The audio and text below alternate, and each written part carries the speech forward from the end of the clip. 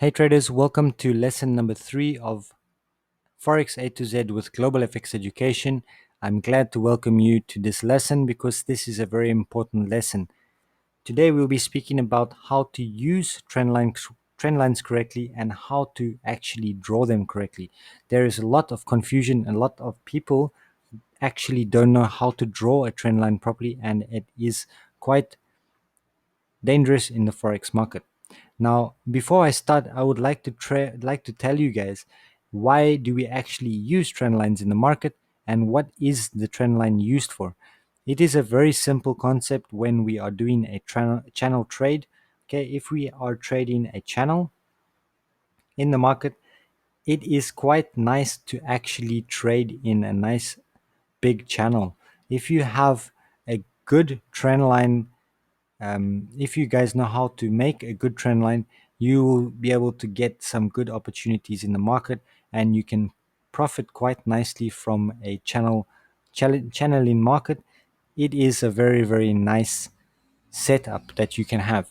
All right. So normally you will use a channel trend line in a nice trending market, that the market is trending nicely to the upside, up down in a trend line. You can set your trend line very nicely in order for you to actually buy in low areas. Okay, and of course, holding your trade until the market reaches the top of the channel. Okay, so trend lines are important for channel trading, and it is quite important to understand how to draw them.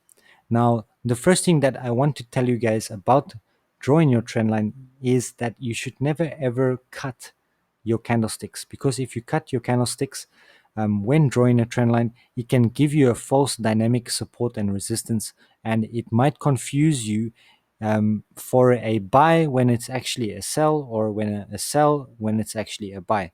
So it's very important to always use the wicks of the candles that are closest to the body of the candle. Now, before we start with the lesson, don't forget to hit the like button, hit the subscribe button at the end of the video, and also leave your comments below. It is much appreciated. I do not mind to answer any of your questions. And let's get into it, and I will show you guys how we're going to draw the trend line. Now, firstly, the first thing that you need to do is identify the trend. Okay, if you identify the trend, you can see over here, here is a low point in the market, and the market basically reached a very low area in the market, probably a strong support zone, and it pushed off that zone quite aggressively. So as you can see, the market made a nice impulse to the upside. Okay, as you can see, nice impulse.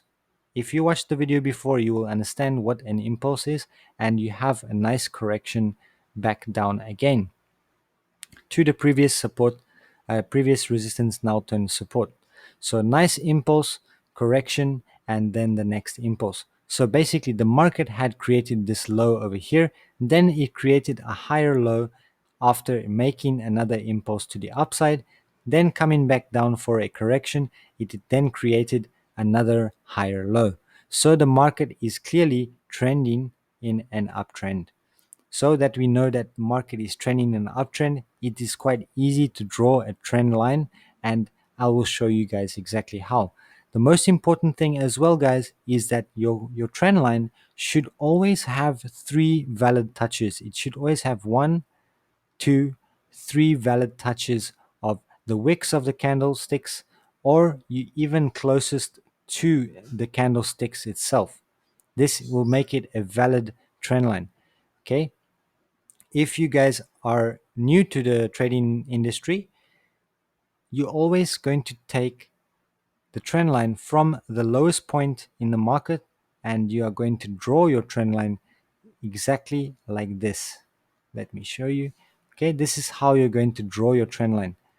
All right, this is, you have to understand that if you going to draw it on the wicks itself, it's going to give you some sort of false hope, and you might miss some trades, some good trade setups, because in the market, these wicks in the market actually mean a lot. As a price action trader, these actually mean quite a lot. If you are drawing them like this, okay, if you are drawing them like this, using the wicks only, it can actually cause you to miss out on some good opportunity to actually buy in a pair, or even vice versa. When you are selling and you are using the wicks, it needs to have three valid touches. Okay, the way I draw trend lines is quite simple. I take it from the low of the market and I will basically cut the candlestick wick. Okay, I will cut the candlestick wick because these wicks simply mean that there is quite a lot of liquidity in the market. Okay, there's quite a lot of liquidity, a lot of buyer pressure in there, and what you want to see is this type of wick in the market to let you know that the market is pushing from the trend line.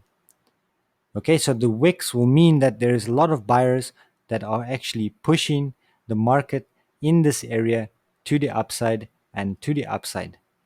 Okay, so the best way to do it is to basically cut the wicks of the candlesticks, but do not cut the candlesticks itself. If you cut the candlesticks itself, it will give you a false direction or false dynamic support, something like this. Okay, so you might land up selling when you actually should be buying. So it's very important not to cut the candlesticks. Always cut the wicks, but not the candlesticks. It kind of rhymes, doesn't it? So I hope that this educational video was good for you guys, that you understand more about trend lines and you understand why we're going to use the trend line on this point exactly, on these types of points exactly, because the wicks are liquidity. It means that the market is pushing. The market is pushing, especially if the market is closing above the trend line, then it means that the market is pushing to the upside. And it's pretty much similar if you are selling and you have some sort of trend line that you have made, and the market keeps rejecting the trend line to the downside, something like this. Okay, the market keeps rejecting it to the downside. This market will probably have quite a lot of wicks here as well.